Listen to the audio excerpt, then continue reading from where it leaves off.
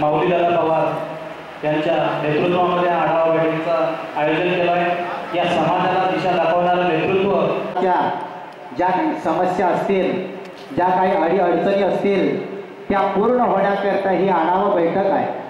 कारण आपला समाज काही सामान्य नाही। मी मागेच बोललो, भगवान श्रीरामजी यांचे वंशज आहे, सूर्यवंशी आपला समाज आहे आणि छत्रपती शिवरायांचे गड किल्ल्यांचे काम करणारा आपला समाज आहे। आजही छत्रपती शिवरायांचे जे चरित्र आहे त्या चरित्रामध्ये उल्लेख जर असेल तर बेलदार समाजाचा हा उल्लेख आलेला आहे। त्यामध्ये शिवरायांचे जे गडकोट बांधलेले आहे, किल्ल्याचे काम केले आहे, त्यामध्ये सर्वात प्रमुख स्थान काम करण्याचं आपल्या बेलदार बांधवांचं आहे। असा श्री जसमा माता, त्यांच्या वंशज श्री कानुसती माता हे आपले आराध्य दैवत आहे, जसमा माता दैवत आहे। म्हणून आपला समाज सामान्य नाही, परंतु हुशार आहे। सर्व गोष्टींमध्ये आपला समाज विचारवंत, बुद्धिवंत, युक्तिवंत, शक्तिवंत आहे। फक्त कुठे काय करायचं हे आपण जाणून नाही। त्यामुळे आज आपल्याला भविष्यामध्ये जे काही मुलाबाळांच्या शिक्षणासाठी अडचणी येत आहे, त्यामध्ये कास्ट सर्टिफिकेट असेल, आधार कार्ड असेल, मतदान कार्ड असेल, इतर ज्या गोष्टी आहेत त्या गोष्टींवर विचार करण्याकरिताच ही आढावा बैठक आहे। म्हणून या ठिकाणी व्यासपीठावरती असलेले जे प्रमुख व्यक्ती आहेत त्यांनी या ठिकाणी येऊन आपले विचार व्यक्त करावे अशी त्यांना विनंती करतो। काही आगाव कार्यक्रम केला ना तर मावळी जगाने पुरा आपण आज चांगला कार्यक्रम आता जगा उलट घ्या असं म्हणणं नको। निमये माऊली भाऊ पवार आहे, आपल्याकरता आपली तळमळ गेली, खासकरतेनं न आली तर माऊली भाऊ पवारांकडे आपला समाज आसरा उभारायला पाहिजे, ती दुधाची छाती घेतली पाहिजे, ती तरीचे जे ठिकाणी हे वापरते की मग वय हा कार्यक्रम करला, हा सुरुवात आहे पण याचा शेवट असा होणं पाहिजे की माऊली भाऊ पवार घरी गाजला पाहिजे। याच्या करताना तळमळ करते, आपल्याला काही जातीचे दाखले नाही किंवा आता शिक्षण नडत काही पण नडत तर आपल्याकडं तरी जाती उभे राहत तर आपण एकलं उभे राहू म्हणून आपली काही दखल नाही तर आपण जर काम लढलं का म्हणलं एक बनावलं तर सो आले पाहिजे, सो बनावले तर आधार जमले पाहिजे। जर आपले कामं वेगळे नाही तर आपण जर कहू दे त्याचं गहू निपटे गेलं चालणार नाही ना। बघ आज माऊली भाऊ पवार आला याचं ऐकलं तर काय काम नाही, काम सगळ्याचं सगळीकडे आलं तर माझी फक्त एक माझं असं सांगायचं आहे की कधी पण आपण लोकांकडे काही आपली कामं होत नसतात, आपण या कामाचे पाय पडतात, त्या भाऊचे पाय पडतात की भाऊ माझं काम करून दे, ते त्यांच्या कामाच्या निमित्तानं ते कामं करत असतात। आपल्या टायमावर कोणी कामाला येऊ शकत नाही। आपण कुठंही पण आपण बाहेर खेड्यावरती कामाला गेलो, कुठे देशावरती गेलो, आपलं कुठं पण काही नाव पाता मिळत नाही। असं आपण सुखरूप सर्व लोक जर मिळून जर कामं केले तर पुढं आपण आपल्याला पाऊल टाकायला सवलत मिळेल अशी माझी सांगायची तुम्हाला इच्छा आहे। आता याच्या पुढं पण आता पूर्वीचे दिवस जो गेले ते जाऊ द्या, आता पण तरी जागृत व्हा तुम्ही। आपल्याला काही पण शिक्षणाची अडचण आली किंवा आपल्या कोणत्याही कागदपत्राची अडचण आली, आपण लोकांच्या मागे फिरतो। आपण जर पुढे पाऊल चालून जर आपण जे काही कामं करत राहिले, आपले जर कार्यकर्ते पुढे गेले तर आपल्याला लोकांची पाय पडायची गरज लागणार नाही।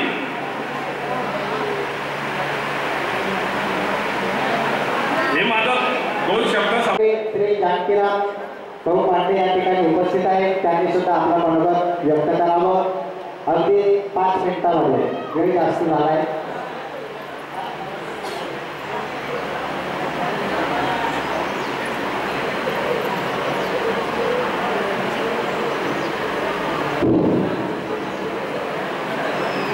संपूर्ण विश्वाला भगवद्गीतेचा संदेश देणारे बेलदार समाजाचा आराध्य भगवान श्रीकृष्ण, त्याचप्रमाणे आमच्या वडीलबांधवांची आराध्य माता माता कानुसती आई यांना सुद्धा दिवा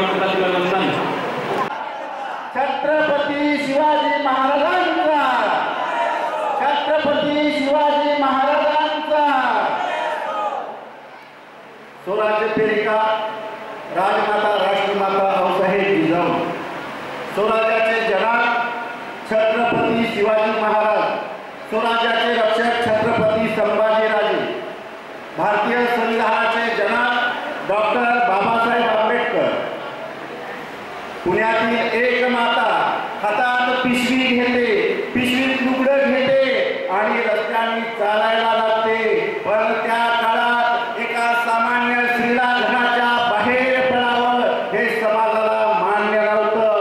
म्हणून लोक तिच्या अंगावरती चिखल फेकायचे, शेणाचा मारा करायचे, दगडाचा मारा करायचे, परंतु ती माता थांबली नाही. ती माता चालत चालत भिडे वाड्यात गेली आणि तिथे जमलेल्या माता भगिनींना शिक्षणाचं ज्ञान द्यायला लागली. ती सावित्री माता जर घराच्या बाहेर पडली नसती तर आज या माझ्या माता इथे बसल्याच नसत्या. जे का रंजले गाजले तयासी म्हणे जो आपले महान संत श्रेष्ठ जगद्गुरु तुकाराम महाराज, जे खळायची वैकटी सांडो तया सत्कर्मे रती वाढो, भूतास परस्परे जडो मैत्र जीवांचे, जगाला अवघ्या जगाला हा संदेश देणारे माऊली महावैष्णव संत श्रेष्ठ ज्ञानेश्वर महाराज. अरे माणसांनो माणुसकीला जागा, अरे जरा माणसात मिळून वागा. संत श्रेष्ठ गाडगे बाबा आणि ज्या ज्या या समाजासाठी, इथल्या सामान्य रयतेसाठी ज्या ज्या थोर पुरुषांनी, युग पुरुषांनी आपल्या सर्वस्वाचं बलिदान केलं, त्या थोर पुरुषांना प्रथमतः मी अभिवादन करतो.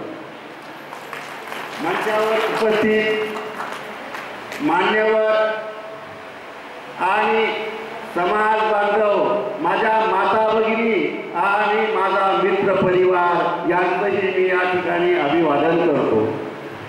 खरं तर ही भारतभूमी ही अत्यंत पुण्यभूमी आहे आणि त्यातही आपला हा असणारा महाराष्ट्र, 12 बलोते 18 पगड जातीचा हा महाराष्ट्र, थोर संतांचा हा महाराष्ट्र, थोर पुरुषांचा हा महाराष्ट्र आणि छत्रपती शिवाजी राजांचा हा महाराष्ट्र. खरं तर छत्रपती शिवाजी राजांचं नाव जरी घेतलं तरी आपल्या वाहणाऱ्या रक्ताच्या थेंबामध्ये एक वेगळा संचार निर्माण होतो.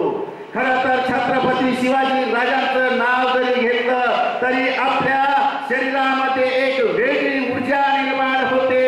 खरं तर छत्रपती शिवाजी राजांचं नाव जरी घेतलं तरी स्वयंभू जणू शिव छत्रपती शिवाजी महाराज जणू आपल्या दृष्टीपुढे उभे आहेत का काय हा भास आपल्याला निर्माण होतो.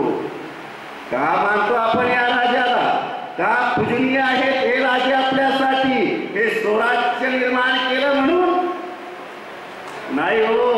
नुसतं स्वराज्य निर्माण केलं म्हणून नाही, तर माझ्या राजाच्या जीवनाचा जर विचार केला तर माझ्या राजाचं जीवन म्हणजे निश्चयाचं, निर्धाराचं, निर्विकाराचं, निर्मोहाचं, निरअभिमानाचं, स्वाभिमान, अभिमान आणि सिलवान आणि सगळ्यात महत्वाचं म्हणजे सगळ्यात महत्वाचं इथल्या या स्त्रीला ज्या छत्रपती शिवाजी राजांनी माता भगिनीचा दर्जा दिला त्या छत्रपती शिवाजी राजांचं हे स्वराज्य, 12 बलोते 18 पगड जाती महाराजांनी एकत्र करून हे स्वराज्य निर्माण केलं. त्यात साली, माळी, कोळी, लबाडी, वंजारी, बेलदार, भराडी, मांग, महार, गोदत, सांबार, कुंभार सगळ्या जातींचं हे महाराष्ट्र, सगळ्या धर्माचं हे महाराष्ट्र. महाराजांनी कधी भेदभाव केला नाही, महाराजांनी कधी जातीभेद मानला नाही आणि त्याच राज्यात, त्याच महाराष्ट्रात वणवण भटकणारा हा माझा बेलदार समाज, स्वतःचं अस्तित्व शोधणारा माझा बेलदार समाज, स्वतःचं गाव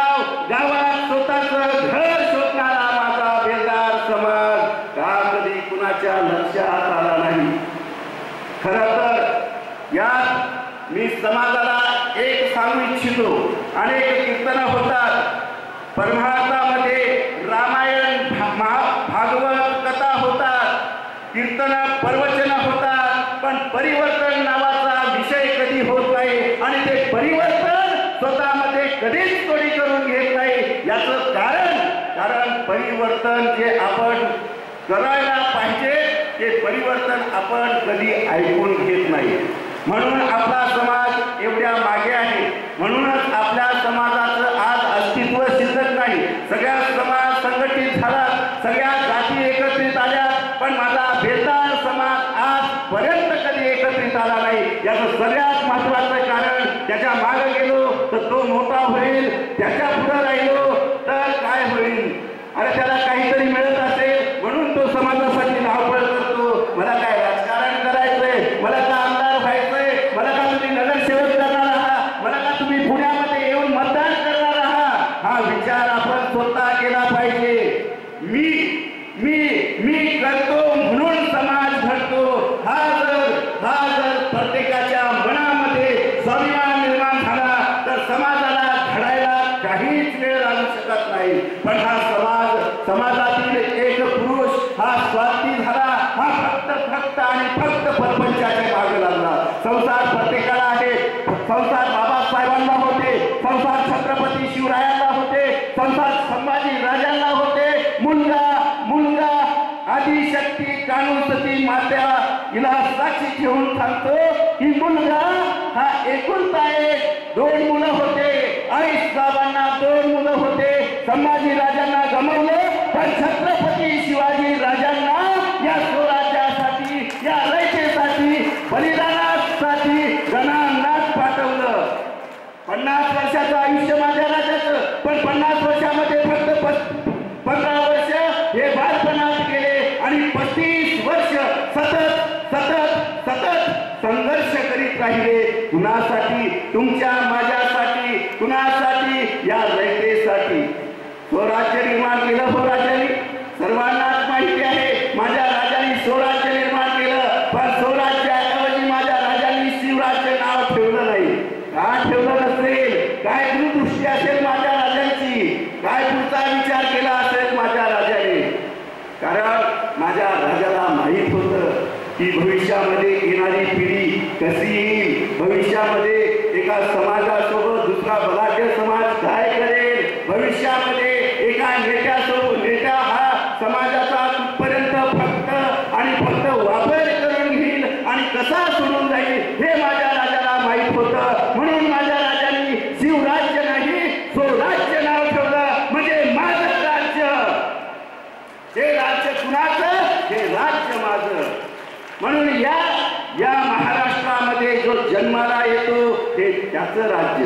या महाराष्ट्रामध्ये जो जन्माला येईल हे त्याचं राज्य.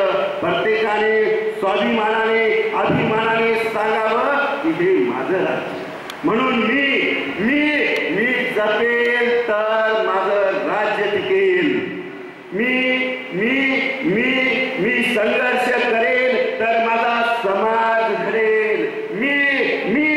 मी जर पुढे आलो तर माझ्या समाजाला न्याय मिळेल. मी जर पुढे आलो तर माझ्या समाजाला अधिकार हक्क मिळतील. हा मी कधी विसरू नका. हे सगळ्यात महत्वाचं.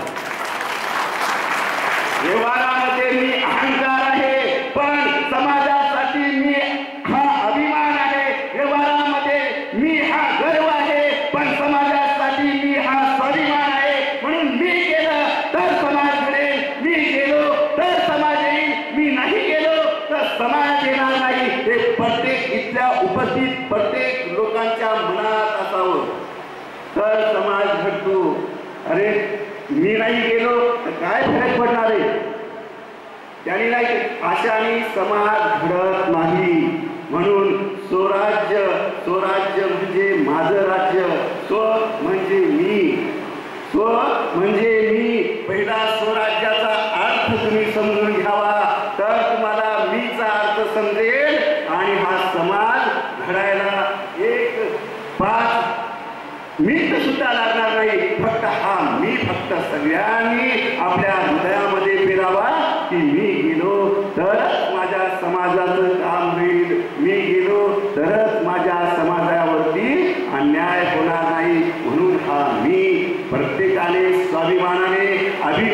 अहंकाराने, गर्वाने, सगळ्या पद्धतीने जे लोक म्हणतील त्या पद्धतीने हा मी फक्त सगळ्यांनी ठेवावा, तर समाजाचं कल्याण झाल्याशिवाय राहणार नाही, हे सगळ्यांनी लक्षात घ्या.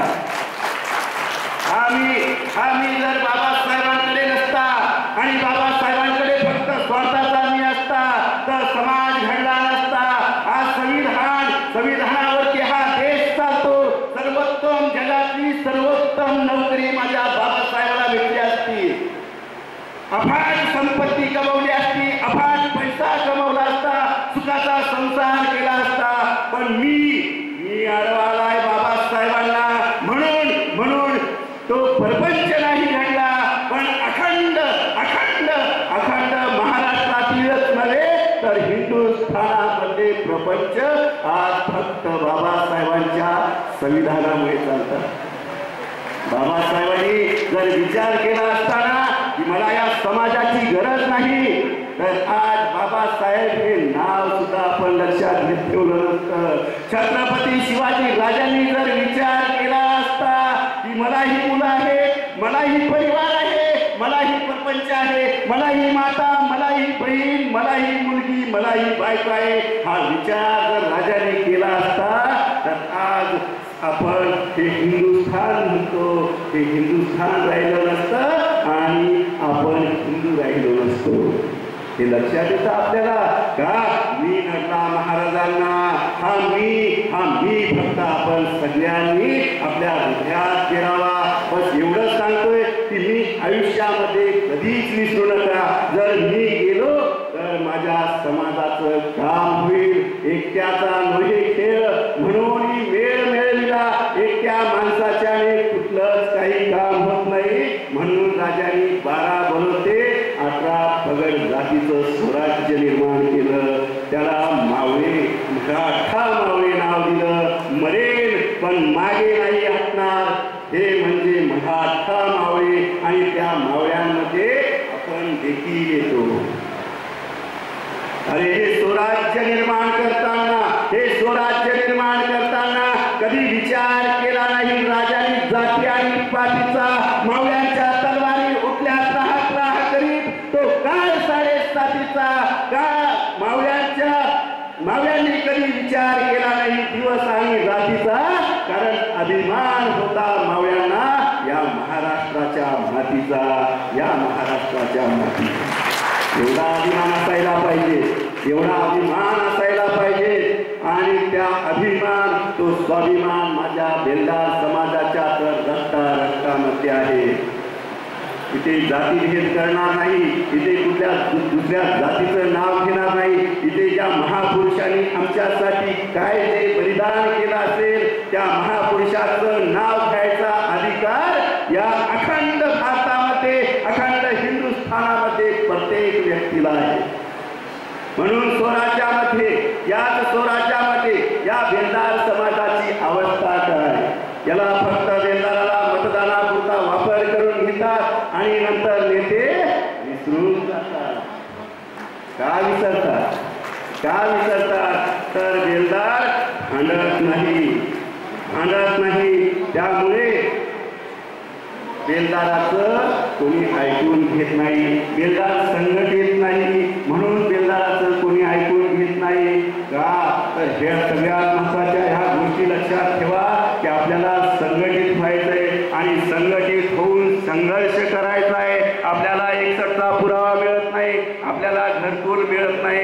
मला घरकुलाचा तर विषयच वाटतं की दादा माझं घरकुल कधी येतंय दादा?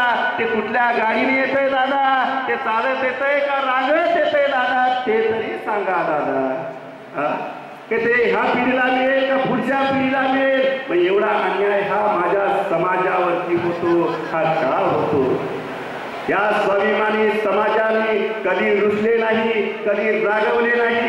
कारण या माफ करत गेले. कारण छत्रपती शिवरायांचं रक्त आणि छत्रपती शिवरायांचे संस्कार आजही आमच्या हृदयामध्ये आहे. म्हणून आम्ही कधी रुसलो नाही, आम्ही कधी रागवलो नाही, आम्ही कधी हक्क मागितला नाही. पण दादा आता आम्ही जागे झालो, आम्हालाही आमचे हक्क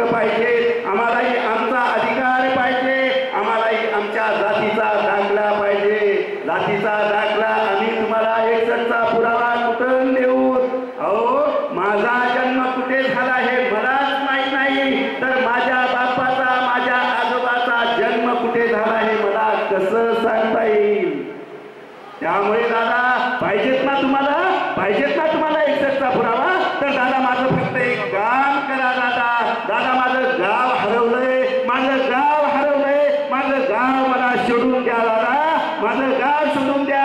आणि ज्या दिवशी तुम्ही माझं गाव शोधून द्याल त्या दिवशी सगळेचे सगळे पुरावे मी तुम्हाला देतो. बस एवढाच प्रश्न करा, एवढाच प्रश्न करा की आमचं गाव हरवलंय, बाकीच्या 12 भानगिरी सोडून द्या. पुन्हा कुणी काय सांगेल ते अजिबात ऐकायचं नाही. पण तुम्ही सांगताय ना एक सच्चा पुरावा पाहिजे ना, मी भटका आहे, मी भटका आहे, पण पाहिजेत ना एक सच्चा पुरावा. तर माझं गाव हरवलंय, माझं गाव हरवलं, माझं गाव मला शोधून द्या. आणि नसेल शोधून देता येत ना तर मला लेखी लिहून द्या की वेतनाचं गाव शोधलं पण शोधून सापडलंच नाही. मग का छळ करताय तुम्ही आमच्याशी? का तुम्हाला वाटतं की हा समाज फक्त मतदानापुरता घाटी वासावा, हा समाज येणार सुशिक्षित होऊ नये, या समाजाला मतदानाचा काही कुठले अधिकार आहेत हे कळू नये यासाठी तुम्ही फक्त या समाजाला एक राखीव म्हणून ठेवलंय. पण हा समाज नक्कीच एक दिवस, आज एक दिवस नाही, आजपासूनच हा समाज हा मी घेऊन घरी गेल्याशिवाय राहणार नाही. आणि मी हा समाज एकत्रित करेल, संघटित करेल आणि या समाजाचे सगळे हक्क मिळवून देईल असा मी बोलल्याशिवाय राहणार नाही. हा इथला प्रत्येक माणूस बोलेल. खरं तर तुम्ही मला माहीत आहे माझा समाज साधा भोळा आहे. या काही राजकीय क्षेत्रातून लोक बोलतात त्या पद्धतीने मी एखादी भाषा वापरत आहे. मी म्हणजे स्वतः मी, पण हा मी सर्वांसाठी वापरत आहे एवढं लक्षात घ्या. मी करतो म्हणजे मी अभिमानी झालो किंवा तुम्हाला कळलं नाही. तुम्हाला कळलं का मी कळलं आहे का? इतकं उपस्थित कळलंय का? मी कळलं का? मी तर कळलं ना, नाहीतर मनात करायला की फक्त हा करतो म्हणून मी लावत आहे. म्हणून हा मी ना प्रत्येकाने सोबत घ्या. आणि हा मीपणा जर तुम्ही फक्त ह्या संसारात ठेवू नका, तुमच्या प्रपंचात ठेवू नका, पण हा मीपणा आहे ना, हा मीपणा आपल्या समाजासाठी ठेवा. म्हणजे आपला समाज एकत्रित आल्याशिवाय राहणार नाही आणि आपल्या समाजाला हक्क आणि अधिकार मिळाल्याशिवाय राहणार नाही. माझ्या बेंदाराचा जर इतिहास सांगायला गेलो तर वेळ माझा परिस्थिती आहे, कारण वेळेचं बंधन आहे. तुम्हालाही भुका लागले असतील ना, बरोबर आहे. पण माझे माता भगिनी आहेत, माझा समाज बांधव आहे, पण आता तुम्ही जाणार वडापाव खाणार, तिथं 100-150 रुपये खर्च करणार. पण तुम्ही विचार कधी केला होता का की हे आमचंच लेकरू आहे आणि हे लेकरू आपल्याला कुठंतरी संघटित करतंय, म्हणून या लेकरासाठी आपणही काहीतरी योगदान, काहीतरी श्रमदान, काहीतरी दिलं पाहिजे. म्हणून त्यासाठी तुम्ही कधी विचार केला होता का की माझ्याकडून आपल्या समाज बांधवाला, आलेल्या समाज बांधवाला काहीतरी मदत म्हणून कुणीच्या मेनाष्टा कुणी काय असं तुम्ही तरी बोललंय. मग माझी ताकद नाही तुम्हाला जेव घालायची. मी जेवढं केलं परत मी आलाय लक्षात घ्या. मी जेवढं केलं तेवढं माझ्या समाजासाठी केलं.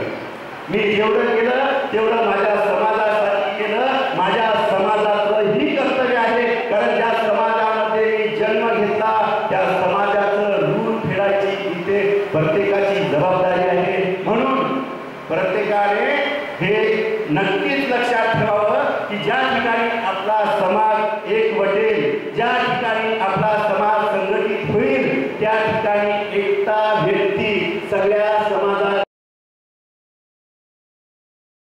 आम्हाला आमच्या ह्या अडचणी आहेत, या अडचणी जर तुम्ही आमच्या करून देत असाल तरच तुम्हाला मतदान करू, अन्यथा नाही. सरळ सरळ सरळ विषय ठेवा सगळ्यांनी की आमच्या, कारण नेता निवडून आल्यानंतर तो कुणाचाच राहत नाही, तो सगळ्यांचाच होतो पण कुणाचाच राहत नाही. काही गोष्टी कळतायत का नाही कळत मलाच कळत नाही.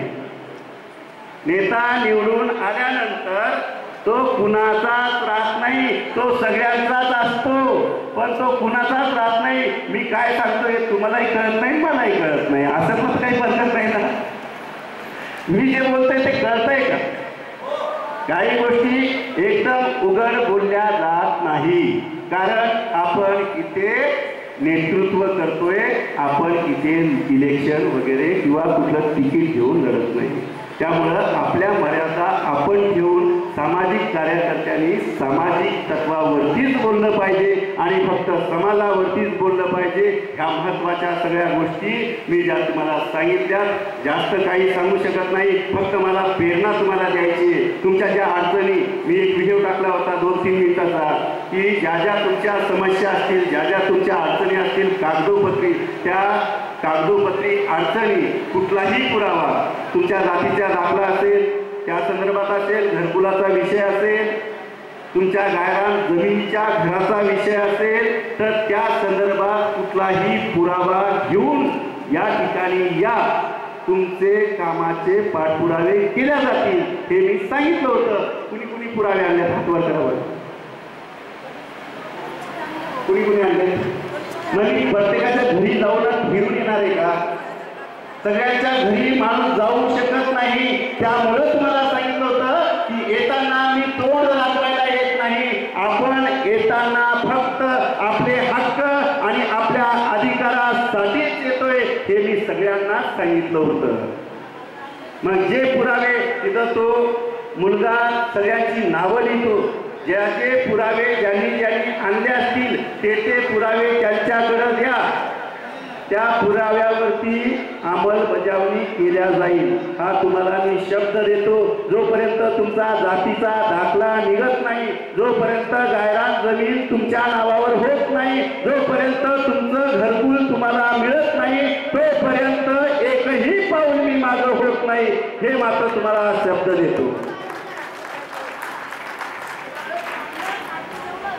बस जास्त कितीही बोललं तर तोच विषय, जास्त काही बोलत नाही. जय हिंद, जय महाराष्ट्र, जय शिवराय. एक बेलदार, एक बेलदार.